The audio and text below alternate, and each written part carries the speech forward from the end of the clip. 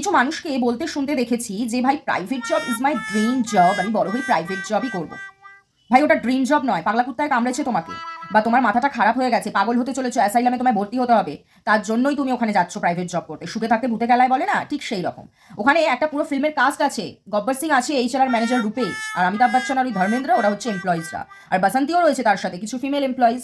সব কিছু দেখতে পেয়ে যাবে, এটা চিড়িয়াখানার সমান একটা গোটা অ্যাসাইলাম বলা যেতে পারে। তুমি কাজ করতে যাচ্ছ ওখানে, মানে কোলার গোলফিরেও এত মানে টর্চার করা হয়নি যত টর্চারটা প্রাইভেট জবে করা হয়। কারোর যদি মনে হয় যে আমি রেল লাইনে শুয়ে পড়বো বা পাখা তো আছেই, তাদেরকে বলছি, সাজেস্ট করছি ভাই তোমরা চলে যাও প্রাইভেট জব করতে। লাইফ এমনি শেষ হয়ে যাবে। যদি তোমাদের লাইফে বাঁশের কমতি থাকে, বা তোমাদের লাইফ যদি ঝাঁট করতে হয়, ফ্রাস্ট্রেটেড করতে হয়, বা একেবারে ডিমোটিভেটেড করতে হয়, বা ডিপ্রেসড হতে হয়, তাহলে অবভিয়াসলি তোমরা প্রাইভেট জব করো। আর যদি বিগ বসের থেকেও বেশি ঝগড়া দেখতে হয়, পলিটিক্যাল নন পলিটিক্যাল সমস্ত কিছু, তাহলে তোমরা প্রাইভেট জব ডেফিনেটলি করবে।